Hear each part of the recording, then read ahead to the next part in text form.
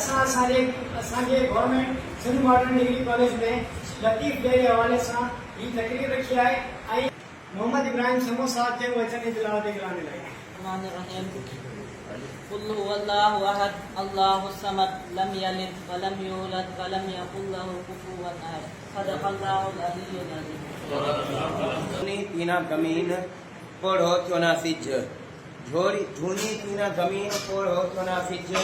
हिन बनी मथा बिज कई हारी हारी दे हजाया है शायर मुफक्किर आज़म सां सिंधी जी सिंगाई के माण्हू हूंदा हुआ जेके उन हाणे बाला भाकरे आदि ढाल मढ़ार मथां अचे का मार्ग मता थी त हुन जेको एपिसोड में बैठ पढ़ियो ॿुधाई त पोइ हुनखे ही पूरो शायर ने गिरफ़्तार करे ॾेई जो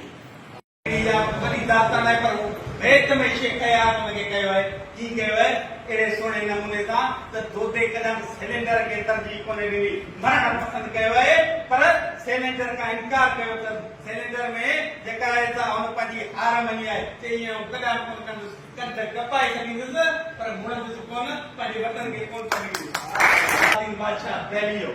ठीक है ना उनके कही आयो तू दोते जी हुकूमत कराए खाली जे तू हुकूमत कराए त पोइ ही थींदो जो तुंहिंजी मुंहिंजी भेण खे पैसो हुनजो रिश्तो बि तोसां कराईंदुसि ऐं तूं हिते जो सभु कुझु हूंदे ऐं पोइ वेठो हूंदुसि कुर्सी करे ऐं बाक़ाइदा विड़े थो खलजी जी लाखों जी फौज आहे लखूं फौज उन सां विड़े थो उन फौज विड़े ते बि चएसि थो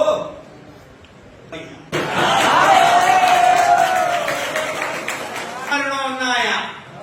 छा चवई मां मरणो न आहियां वेस मटाए वरणो आहियां तू बि चने सर जो कुझु चाही मूंखां अॻु मरणो आई नाम नए सां वेस बदल सां तुंहिंजी मुंहिंजी जंग अज़ल खां जारी आहे जारी रहंदी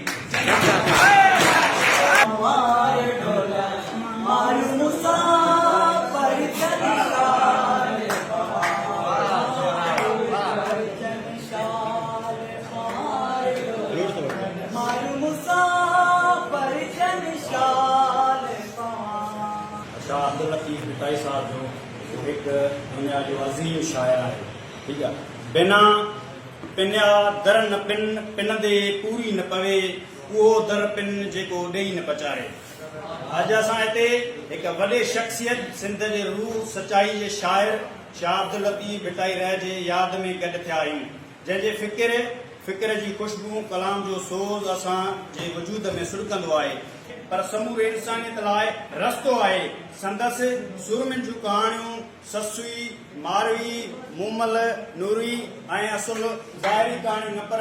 बातिनी हक़ीक़त जो इज़हार आहिनि। हू मुल्क खे इबादत बणाए पेश करे थो जिते आशिक़नि जी जिदोजहद रब जी क़ुर्बानी लाइ आहे। हिन लतीफ़ डे जे हवाले सां अहिड़ो कामयाब प्रोग्राम अरेंज करण ते तव्हां सभिनी दोस्तनि जी वॾी महिरबानी।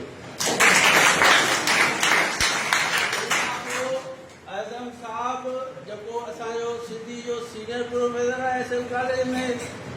साईं ज़ुल्फ़कार बलोच साहब जेके पिणु असांजा नवां आयल लेक्चरर सिंधी सब्जेक्ट जा ऐं साईं हाजन लाशारी साहब जेको तक़रीबन असांजे हर प्रोग्राम में ऑर्गेनाइज़र हूंदो आहे ऐं तमामु बहितरीन